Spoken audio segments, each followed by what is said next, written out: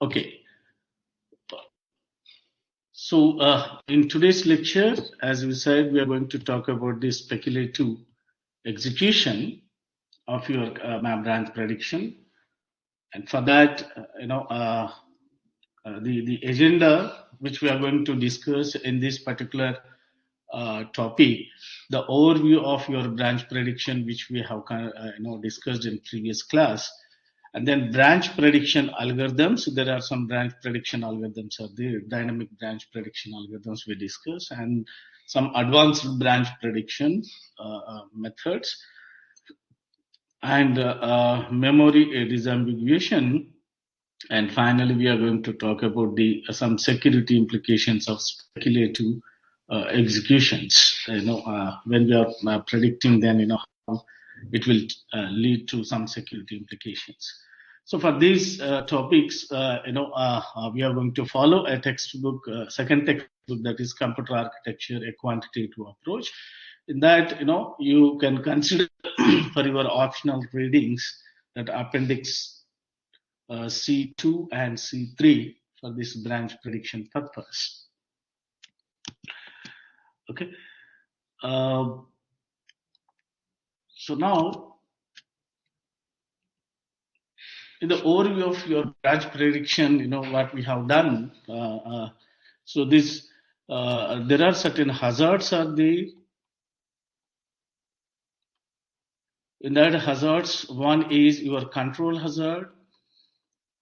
These control hazards are because of your branch conditions or branch instructions.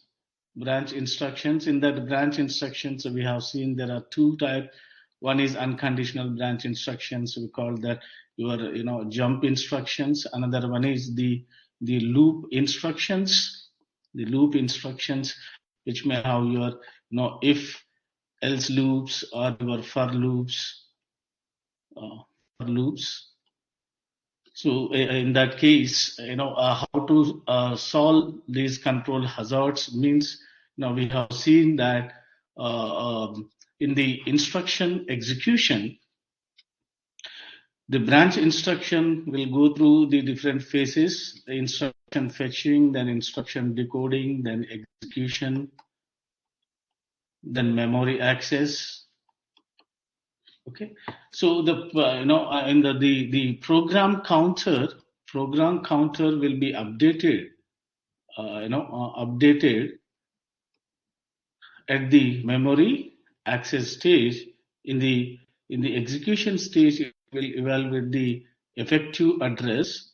The effective address will be evaluated. So to find out these fall through instructions, whether they will be taken into, if you have the multiple instructions like instruction 1, instruction 2, instruction 3, instruction 4, and so on. So if the first instruction is suppose the branch instruction, then you have seen that whether these fall through instructions,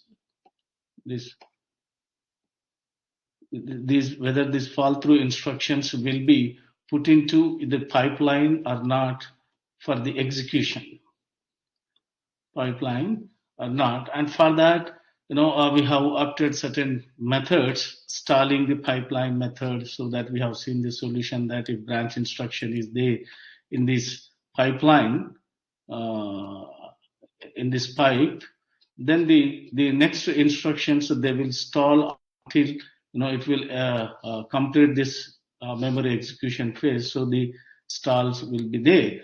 And to avoid this one, we have seen there is a fast instruction resolution or fast branch resolution that we have seen on some of the examples.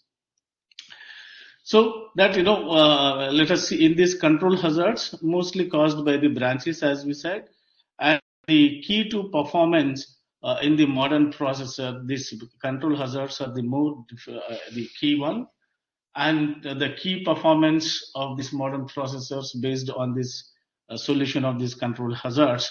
We have found some solution that's stalling the pipeline. As said, that if our branch instruction is there in the pipeline, like instruction fetching, instruction decoding, your execution, and your memory and finally you're right back this pipeline. In that case, if the instruction one is the one is the branch instruction, and if we have some other instruction, instruction 2, instruction 3, instruction 4, so they will be put into install until this the at this at fourth cycle, your fourth cycle, the effective address, I mean the program counter is updated. Up to here it will stall. So that we have seen in the installing the pipeline, and then we have find another solution that assume the branch is not taken.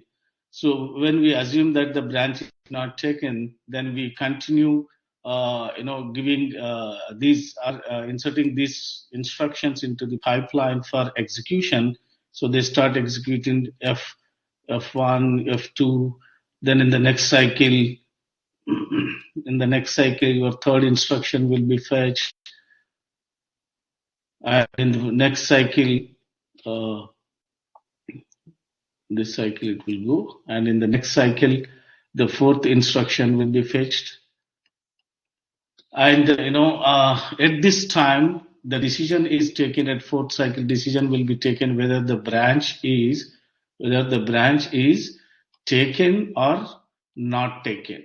If the branch is taken, then if it is taken, then the instructions which are falling through your branch instruction. So from instruction 2, instruction 3, and your instruction 4, all these instructions will be flushed.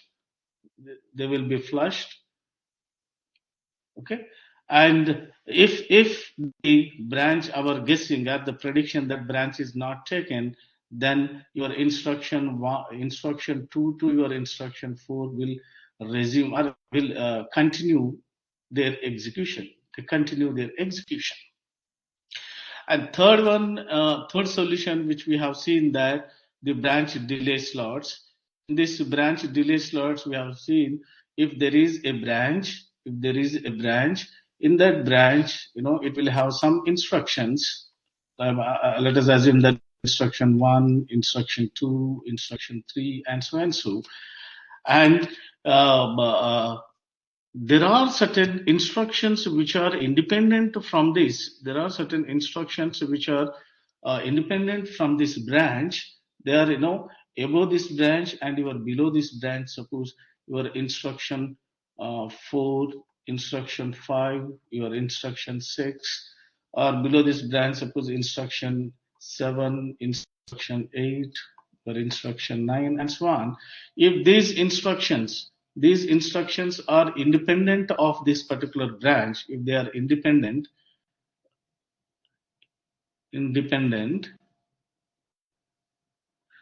of this branch, if they are independent of this branch, then the branch delay slot will be in that slot. They will start continuing their execution. If the branch is taken in this branch delay slot, in that also, the execution of these branches, these instructions will not stop. And then the fourth solution, we mentioned in our previous lecture, that is our branch prediction. So that we discuss in branch prediction that we discussed today. So in our case, when we discussed about these three solutions for solving these control hazards, none of these solutions really address the problem, to give a good performance for these modern processors. So then comes to your branch prediction. So the best solution to branch induced control hazards is your branch prediction. For a branch instruction, it may be your jump instruction or your loop instruction. The branch prediction predicts two things. First, whether the branch is going to be taken or not. It is going to predict in the branch prediction. First, it will decide whether the branch will be taken or not taken. Right? So after that, if it is taken or not taken, it is going to calculate, after this process, it is going to calculate the branch target address. Branch target address. Branch target address. So that is the address of the branch target if the branch is taken, and if the branch is not taken, in that case also it is going to calculate where to start the next target address of your next instruction here, the next instruction here. So the prediction is then used to fetch the next instruction, and if prediction is suppose correct, as we assumed in previous example, if the prediction is correct, we can completely avoid the stalls because there is no flush, so that we can avoid the stalls. Okay, but if the prediction is wrong, then the flushing will be take place. So hence, hence improving in this way, we can improve the performance of your architecture.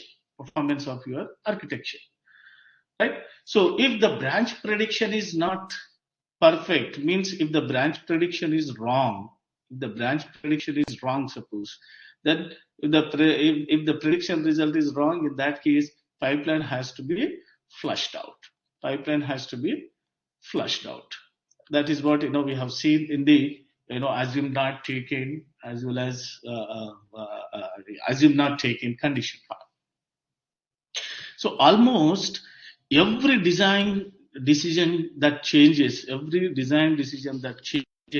if we have the perfect, means the correct prediction rather than realistic branch predictions.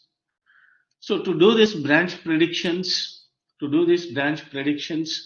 it takes one is the branch prediction outcome. Branch outcome will be considered, and another one is your hardware outcomes are also taken into the consideration.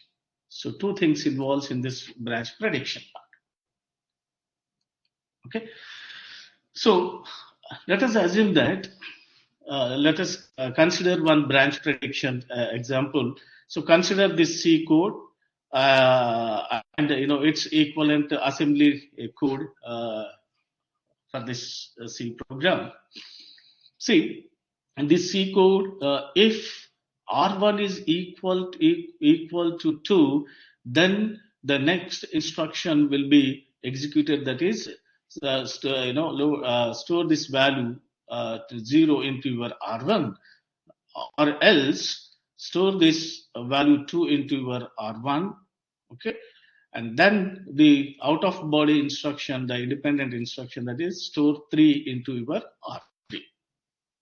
So the equivalent of this C code of your assembly language, the equivalent assembly language of this C code is, first here the comparison is running. R1 is equal to 2. So the comparison finds that whether R1 is equal to 2 or not. Okay, so based on this comparison, your loop body will be executed or not. Okay, so based on this comparison, it is taken, whether it will be taken or not taken, your not taken decision will be done, and after that it is going to calculate if it is taken, then what is the branch target where it should go and execute, so that it will calculate. So for that, it is giving that after that comparison, it is giving that jump not equal to calculate the target, to calculate the branch target. Jump not equal to, where R1 is not equal to 2 to the branch target L1, that is here, the branch target L1. Okay, that means if this is not equal to, then go and execute the next instruction which is there here. So that is move the value 2 into your R1. Okay, and if this condition is true, if this condition is true, then it is going to execute the next instruction, move 0 into your R1, And suppose if this condition is true, then the 0 is moved into your R1. Then after that, where it should go? So there again the branch condition comes, jump to L2. So this is true. So execute this one, exclude this one, and go and execute this line. So that is jump to your location 2. In the location 2, whatever instruction is there, that instruction will be executed. That is move 3 into your 3. So from this scenario, if you see the branch at this line, you will see that the branch prediction, the branch predictor predicts if the jump not equal to L1, instruction will be taken or not taken. It will be taken or not taken. So it also predicts the actual memory address of your level L1, as it can, that is your branch target address. So as it can be encoded as your program counter relative address. So effective address will be calculated for this L1 at the execution stage. So the output in execution stage, you are having the ALU. So the ALU output will give you the effective address, in the pipeline, effective address. So that effective address we call the PC relative addresses. But at this case, the prediction for this branch is essentially just a guess only. It is just a guess only. So as there is very limited information to aid us in this prediction part. So let us see one more, another example of your branch, that is the loop branch. So consider this C code again, the loop code. Okay, so for loop is having R1 is equal to 0 and R1 less than 10, R plus plus. Okay, in that, it is going to store or move this value 0 into this address location, because here we are using star. So it is saying that address location. Okay, address location. And then if these conditions are failed, then it is going to execute the next instruction, that is move the value 3 into your R3. So here the equivalent assembly code for this branch, the equivalent assembly code for this loop branch is your first, it is going to move the value 0 into your R1 for this for loop. And once it is moved into your R1, then it will enter into this loop, body loop or for loop body. Okay, so this portion is the loop body of your loop is moved here. So move the value 0 into this address location, move this 0 into address location. So this address location is written in this square bracket. And after that, what happens once this is moved into this, automatically it is going to increase the value your R1 plus plus. So it adds that the next instruction which is executed in body is your R is incremented with 1 and store the result into your R1 only. So once this increment is done, then what is happening? It is going to comparing the second part of your the for loop, that is R1 is less than 10 or not. So the comparison is happening. So compare R1 with your 10, less than 10 or not. So after this comparison, then this here, whether this branch is going to be taken or not taken. Okay, so that is depends upon the branch prediction is required, will be taken or not. So there is a what you call the condition here, the branch predictor condition at your J1 L0. If it is taken, then if this condition is true and the branch is supposed taken, then go to the branch target address L0, and start executing again. Okay, and so that is the major part here. If this comparison fails, if this comparison fails, then it will go to the next location, your jump L1. If this condition fails, automatically it will come out and go to this location. So here the branch predictor predicts if the J1 L0 instruction will be taken or not. So this instruction will be this branch predictor will be taken or not taken. So it also predicts the actual memory address at this point. It also predicts the actual memory address of your L0, that is the effective address of your L0. The effective address of your L0, as it can be encoded as your program counter relative address. So in this case, the prediction for the first execution of your for loop or first of this branch is basically just a guessing that it will be taken only. But for the future execution of this branch, we can use the past taken or non-taken history. Taken or non-taken history. Okay, first part is just guessing, but second part, whether it pastly it is taken or not taken. So take in that branch, and then the past branch target address will be considered. So from these two examples, what I mean to say that, in branch prediction, it will maintain the history of your branch executions. It will maintain the history of your branch execution. So assuming a branch is not taken is one simple form of your branch prediction, but it is possible to try to predict branch behavior during program execution. So one approach is to look up the address of the instruction to see if a branch was taken the last time this instruction was executed.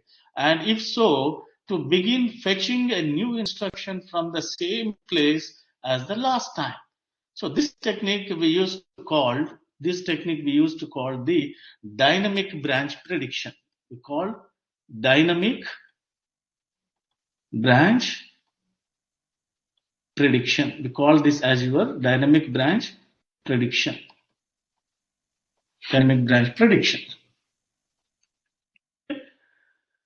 So to talk about dynamic branch prediction, there are certain algorithms we call the branch prediction algorithms are there. So in this branch prediction algorithms, we use the dynamic hardware branch prediction. The first one is dynamic hardware. It involves the hardware part. So one implementation of the dynamic branch prediction approach is a branch prediction buffer. We call the branch prediction buffer, or simply the the branch history table. Branch prediction buffer.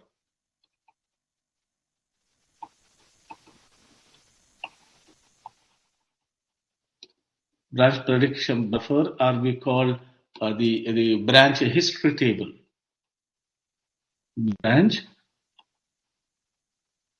history table. Branch history table. Why it is means the branch behavior is monitored as said during the program execution. So the history data can be influenced the prediction of future execution of that branch, whether it will be taken or not, as said. Okay. So the branch instruction execution has two tasks or the predictions as we discussed. For condition evaluation, whether it will be taken, branch will be taken or not taken based on the condition. And another one is if, if it is taken or not taken also, where it should go, it should find the target address calculation. So there are two things in the branch prediction execution. One, first the condition is evaluated, and then it is going to evaluate the target address. So the target prediction also applies to unconditional branches like your jump. Okay, unconditional branches also. So for this, the dynamic branch predictions, the branch direction prediction, we can say there are three levels of complexity, or in three different methods are there. One is the branch history table, dynamic branch prediction part. Another one is two-level table we call the correlating branch history table, and the hybrid prediction, and the hybrid prediction. So the branch prediction buffer is usually the branch prediction buffer is a small memory indexed by the lower portion of the address of your branch, lower portion of the address of your branch instruction. The memory contains a bit that says whether the branch was recently taken or not. So this is the simplest sort of buffer, and we don't know. In fact, if the prediction is the right one, it may have been put there by another branch that has the same low order address bit. So, however, this doesn't affect correctness, but prediction is just a hint that we hope is correct. So, fetching begins in the predicted direction. If the hint turns out to be wrong, the incorrectly predicted instructions are deleted, the prediction bit is inverted and back, and the proper sequence is fetched and executed. So this simple, this method is there. So in this branch prediction, as said, basic idea is we hope that the future behavior of the branch is correlated to past behavior. So this idea works well for your loops. It may be for loops. It may be your, as we said, if else loop, or any for loops, any loops, as well as for error checking conditions also. So there are two different ways, as said, that the branch prediction can be done for a single branch program counter, single branch program counter. That is, one is the simplest possible idea is just keep one bit around to indicate whether the branch will be taken or not. If the branch is taken, it will be 1. If branch is not taken, it will be 0. For taken, it will be 1. Not taken, it will be 0.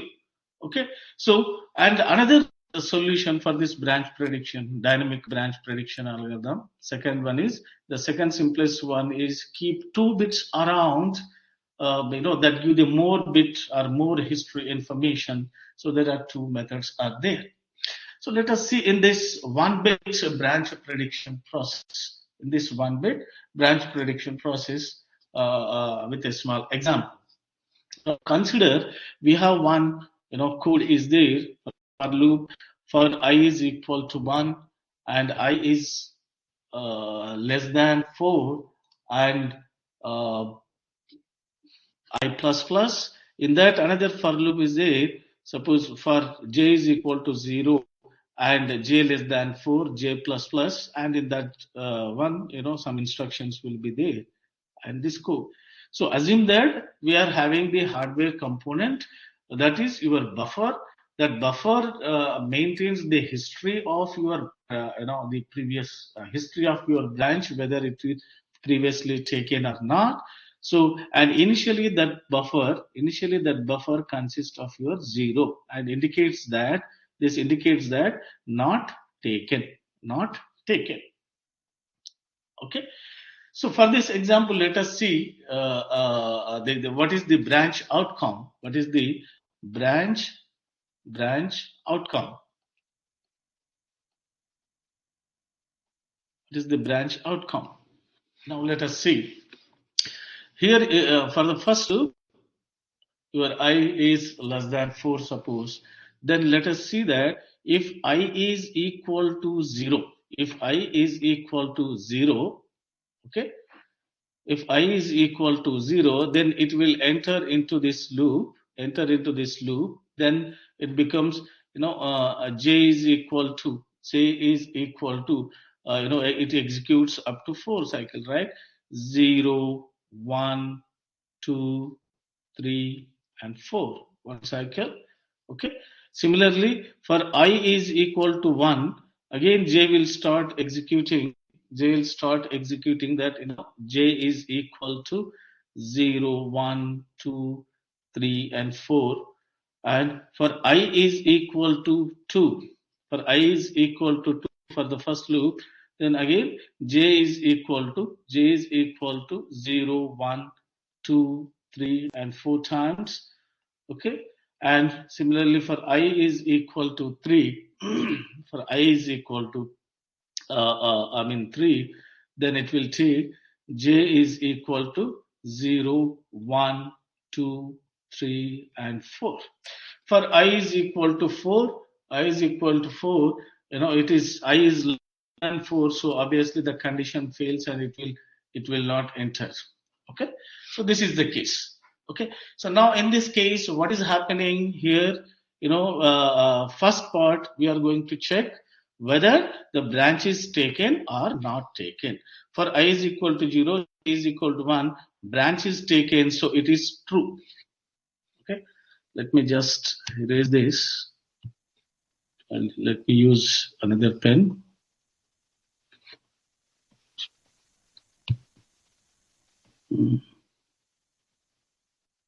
Okay, so here the J, it is taking. So first, when I is equal to 0, J is also taken. In that, it assumes that J is taken in the first iteration, J is taken. Second iteration, because J is equal to 0, okay. J is equal to 1, okay. J is equal to 2, okay. J is equal to 3, okay. At 4, J is not less than your 4. Less than or equal means that's a different thing, but J is not less than, so it is not taken. Not taken. Similarly, in this case also, you will find J is equal to 0, it will take. J is equal to 1, condition true. J is equal to 1, condition J plus plus, it happens 0 to J plus plus 1, that is less than your 4, so it will be taken. Again it will be taken, again it will be taken. At fourth it fails, so not taken. Similarly here also taken, taken, taken. At J is equal to 2, J is equal to 3, also taken. Here it will not taken. Similarly here also taken. For J is equal to 0 is true, J is equal to 1 is true, J is equal to 2 true, J is equal to 3 true, J is equal to 4, it is not true, not taken. So this is the outcome of your the branch. So what about the okay, let me take this. So what is the this is the branch outcome. So what about the hardware prediction? Hardware prediction. The hardware prediction. The hardware prediction. As we know that in hardware prediction, as we know,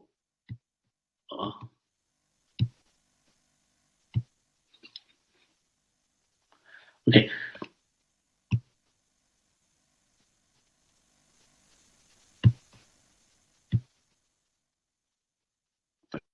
So in the hardware prediction, as we know that the buffer will be maintained, the buffer maintains, and that the hardware buffer maintains, and it stores, initially it stores the value 0, that indicates that not taken, that indicates that not taken.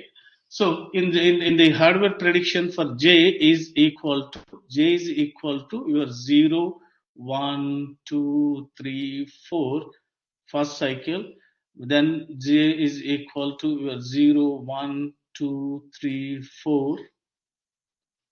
J is equal to, for this I2, 0, 1, 2, 3, 4, and J is equal to 0, 1, 2, 3, 4. Let us see. Okay, so initially J is equal to, in hardware prediction, J is equal to 0, that condition is true. Condition is true as per branch prediction. This is true or taken. This is taken. But initially your hardware portion is having 0, so that will gives that not taken, not taken, not taken. So what happens? Actually, it is taken. Branch outcome is taken, but in hardware prediction, it says not taken. So there is conflict. So as soon as there is a conflict comes, then automatically this bit will be inverted to taken. So for j is equal to 1, you transit from not taken to your taken, then it will goes to taken, because at 2 also it taken, at 2 also it will take, hardware prediction will take, at 3 it taken, at 3 also it will take, at 4 it is not taken, it is not taken, okay, at 4 it is not taken. So what happens, but here it predicts that it will take, but actually it is not taken, so there is a conflict come. Here it is taken, hardware prediction it is saying it is taken, but here it is not taken. So there is a conflict come. So that conflict will convert this bit as converted here from taken to you are not taken, taken to not taken. Okay, for the second iteration, it will not take it. So then for 0, it is not taken, but actually it is taken. Then again, it will convert its status from not taken to taken for 1, taken for 2, taken for 3, taken for 4, but actually it is not taken. So again, it is converted in the next iteration.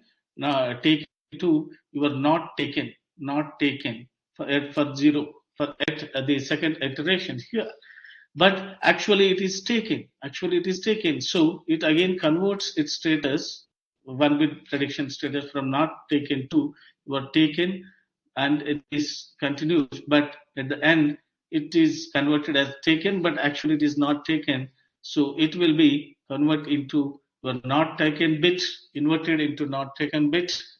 Okay, and then it is actually taken, so taken and not taken, that gives the inverted part, so then it converts into your taken and taken, taken, and this will be taken. So from this, in one bit, what it means to say, in the our branch instruction, there is only one cycle where stall is required because it is not taken. Here is also only one. Here is also only one. But when in the actual implementation, the hardware prediction, there are, the prediction is wrong here. The prediction is wrong here. And at this point also the prediction is wrong. And so in this cycle, there are two, in this iteration, there are two wrong predictions are there. So two cycles will be stalled. So cycle. Similarly, here also the prediction, the not taken, this is also wrong prediction because it is not taken, but actually it is taken. This is also wrong prediction. Here also the wrong prediction, it is taken, but actually the branch outcome is not taken. So that is also wrong prediction here. So if you see in every cycle, there are two cycles which says that the predictions, two wrong predictions are there. Two wrong predictions are there. In that case, this one bit dynamic branch prediction is limited part, is limited. Okay. So what is the solution? To give the some accuracy, more accuracy, the second solution is your 2-bit around, 2-bit around. Okay. So in this 2-bit around case, so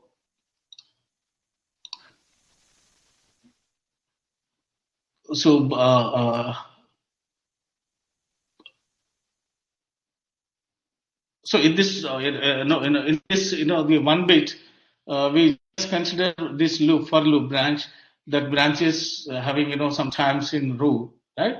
So the solution is the steady state prediction behavior will mispredict on the first and the last loop iteration of the first and last loop, the iteration. So mispredicting the last iteration is inevitable, since the prediction bit will indicate taken, as the branch has been taken in a way. So the misprediction on the first iteration happens because the bit is flipped on prior execution of the last iteration of the loop. So since the branch was not taken on that exiting iterations, so that the prediction accuracy for this kind of branches that is taken 90% of time is only the 80%. That is 2 incorrect predictions and 8 correct, the predictions will be there.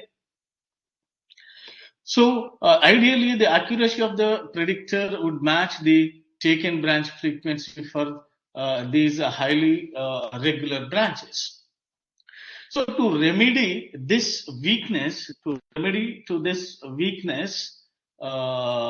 is 2-bit prediction, 2-bit prediction scheme.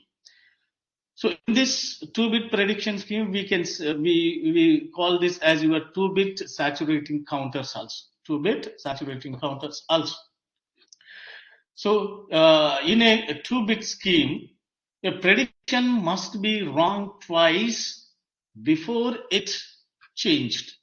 In this, in this one, 2-bit history means, there are 2 mispredictions will be there. In this 2-bit scheme, the prediction must be wrong twice. So, to take the finite state machine for this 2-bit prediction scheme, it says that if 2-bit prediction scheme means it is going to generate the 4 states. 4 states. It is going to generate the 4 states. Whereas in 1-bit, it generates 2 states only. In 1-bit, it generates 2 states only. Means 2 to the power of 1 bit, it gives 2 states. Either taken or not taken, but in 2-bit saturating counters, it generates 4 states. So what are those 4 states means? Not taken and taken. In this clause, you will find strongly not taken, or likely not taken. Strongly likely not taken. In taken condition, or predicting that the branch is taken, in that also you will find the strongly taken, strongly taken, and likely taken. So how it is, as we are saying that 2-bit saturating means 2 to the power of 2, it generates the 4 states to give the finite states. So what are those? You may find 0 state, 0 state, 2 bits it is using. Okay, so 1 0 and 1 1. So 4 states will be there. So these 4 states will be used. So this branch prediction buffer can be implemented as a small or special buffer accessed with the instruction address during the instruction fetching pipeline. During the instruction fetching, the pipeline, or the instruction fetching pipe stage. So if the instruction is predicted as taken, suppose if the instruction is predicted as taken, so fetching begins from the target as soon as the program counter is known, as mentioned. Okay, so and it can be as early as the instruction decode stage. So otherwise, the sequential fetching and executing will continue. If the prediction turns out to be wrong, the prediction bits are changed. Okay. So how they are going to be changed? Let us see this. In the 5-stage pipeline, we can make the control hazards featured by redefining the branch as slide. So let us see how these 4 states means a 2-bit saturating counter take place. As said, there is a first state because strongly not taken. That will strongly not taken. Another the predict not taken. Another one is your likely predict not taken, second stage. Third stage is your predict strongly taken, and fourth stage in 2-bit saturating is likely predict not taken. So, however, we assume that in this instruction execution part, and in this dynamic branch prediction, we assume that the branch is strongly not taken. That means, so how they are strong not taken represented with 00, likely not taken represented with your 01, and the strongly taken represent with your 11, and likely predict taken represent with your 10. Okay, so 00 means not strongly not taken, 01 means likely not taken, 10 means likely taken, and 11 means you are strongly taken. Okay, so in this transition in finite state vision, it says it shows by using this 2-bit. Okay, so this branch that strongly favors taken or not taken. Okay, so the 2 bits are used to encode these 4 states. So 2-bit scheme is a general instance of a counter based predictor only. So assume the first it is not strongly taken, then but actually the branch prediction is also not strong taken, then it will be in the same state. It will be the same state. But if the branch outcome says it is likely it is taken, but your hardware prediction says it is not taken, then it will goes to your likely not taken state. So the bits will be inverted from strongly not taken to 002, it is 01. So in the second time also, if it is not taken, if it is in the second time also the branch outcome is taken, and your hardware prediction is also gives that taken, then it will enter into predict the strongly taken. But at the second iteration, if it is not taken, suppose if branch outcome says what you call the not taken, and your hardware prediction assume that it is taken, then obviously will go back to strongly not taken. But if the branch outcome and your hardware outcome, if both strongly taken, if both are same, then it will in strongly taken. And if the branch prediction, the branch outcome is taken again, and hardware outcome is also taken, then it will be remain in the same state. If branch outcome is not taken, but the hardware is predicting it is not taken, then it will go to likely predict state. And if in the likely predict state the branch outcome and your hardware prediction is not taken, then it enter into the strongly not taken state. But if branch outcome is likely taken and hardware is predicting that it will be also the taken, then it will enter into your strongly state.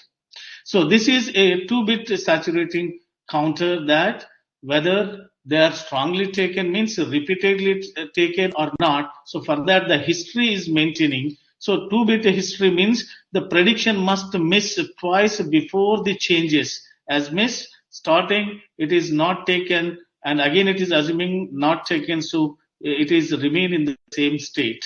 Okay, and after that after the prediction, it is changing its state from your strongly not taken to your taken state.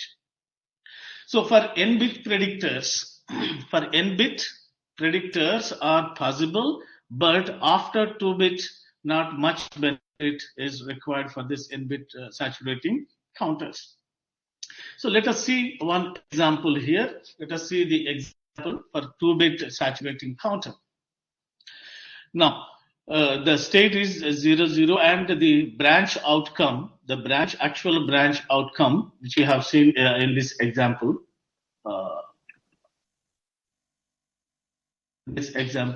As in this branch outcome, whatever the branch outcomes are, they taken or not taken. Based on that, the hardware prediction we are finding in dynamic branch prediction part, and let us see how much accuracy it is giving to us. How much accuracy? Okay. So now, initially, as we are saying that there are 4 states that we are having. State 0, 0, Another one is 0 1, your 1 1, your 1 0. Okay.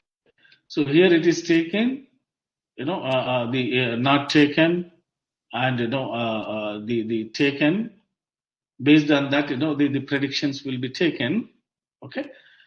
Uh, Taken, and if it is not taken, where it goes, then if it is taken, it goes to this one, and if it is not taken, then it entered into this stage. If it is taken, then it will enter, and if it is not taken, taken here and here, not taken, then it will. So this is what we observed here from this. Now see, initially the branch is not taken. As said, the buffer stores zeros, so the hardware prediction is not taken.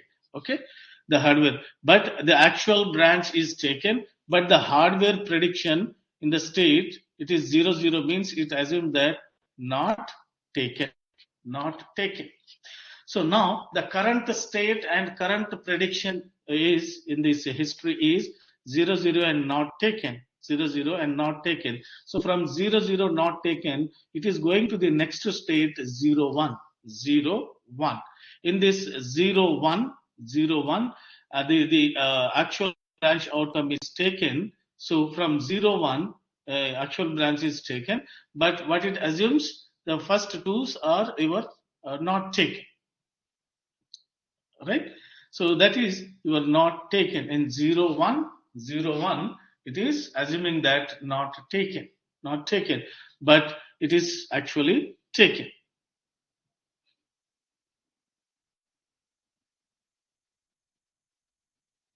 Okay. So from 0 1, it is not taken. So then from your the current input is 0 1 and the actual output is taken, the actual output is taken twice, then it is going to a strongly taken case, that is your 1 1, it will be taken, it will be taken. Okay. And then it will enter into the current one is take in the 1 1 state, and it is again strongly taken here, strongly taken here. Okay, the first one is not taken, 0 0 with taken. So here 0 0 and the actual branch outcome is taken, so it will enter strongly taken, it will enter into the same state with t. So it is taking the input, the same state, taking the input taken, and actual prediction is also taken, so it will goes to the same one, and it will give the taken. So the prediction is taken here, and the prediction, the outcome, branch outcome is taken, as well as your hardware prediction is also taken. So it will remain in the same state, and it will take. So now again the branch outcome is taken, and the hardware prediction is also taken. Then it will remain in the same state, and it will be taken. It will be taken. Actual outcome is not taken. Actual outcome is not taken. Okay, branch outcome is not taken. So in this case, in 2-bit saturating counter, we are wrong in not taken, not taken, the hardware prediction not taken for 2 stages. Okay, but actually it is taken. So in this case, it's a wrong prediction, wrong prediction. Whereas at this stage, it is actually not taken, but it is taken. In this case also, it is wrong prediction, wrong prediction. So out of 1 2 3 4 5 6 7, out of 7, 3 were wrong predictions, and 1 2 3 4 are the right predictions. So it gives the accuracy that 4 divided by your 7, that is the right accuracy part, the right accuracy for this prediction. Okay. So from this, you can see this in this case as 0 0, and it is taken, it is entering into the same state, means assuming that, because the the buffer initially contains 0, 0, so it is not taken, but actually it is taken. So then not taken to your taken, it leads to the next stage, that 0, 1. In that 0, 1, again it is assuming that the previous state is, the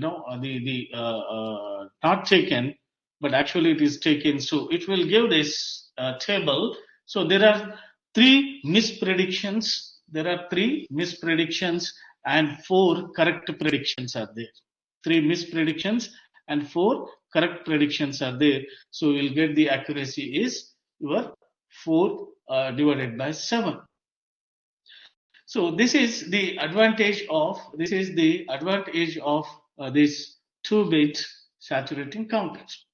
So now comes to, by using this branch prediction buffer or the branch history table for every branch, we can write it as this also, for every branch.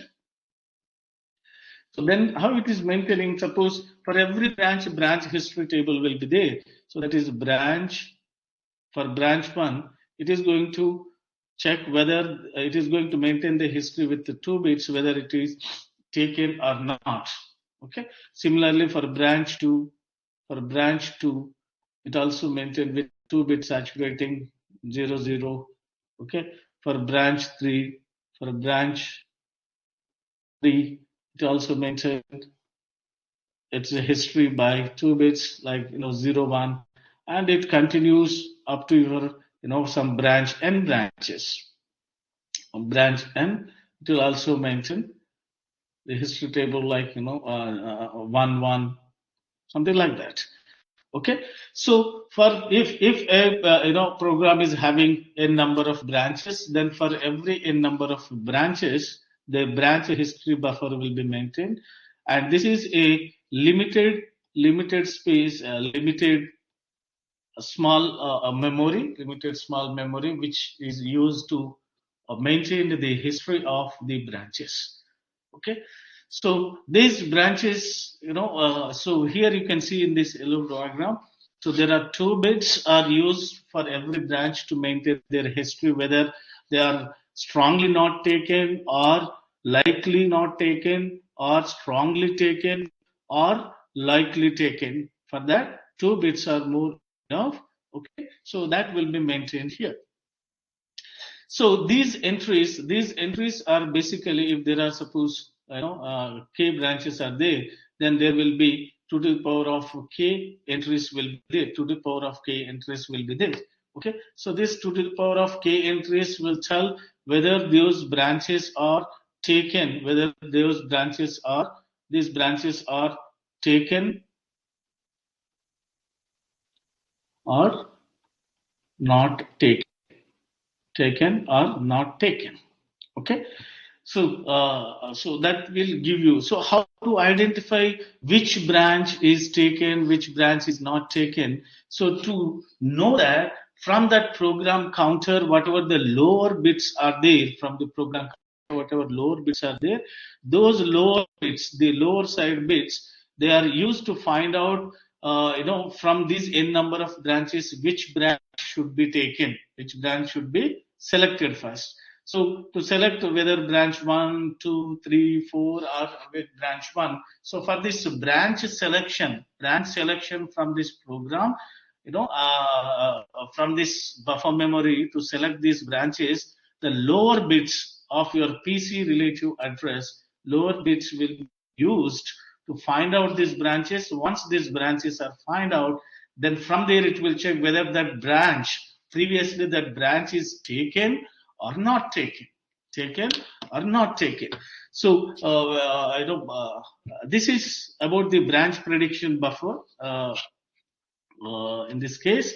So in this case, there is a small memory index with the lower bits of your branch instruction address. The branch instruction address, lower bits will be taken. Okay. So why this lower bits will be taken means, why this lower bits means the branches sharing the same lower bits, that say, because to identify if there are branch 1 and branch 2, they may use the same branch history at the branch history table. So to identify which branch is utilizing that one. So lower bits are taken for that. Okay, so the branch sharing the same lower bit share the branch history table entry does interferences.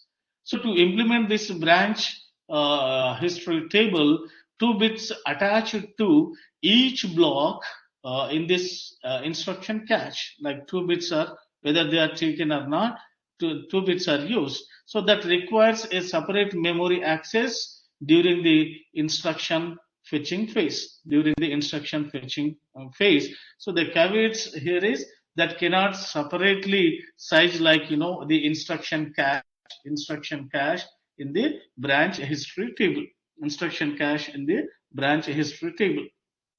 Okay, so besides this predicting branch taken or not taken, the branch targets also needs to predict it. The branch targets also needs to be predicted.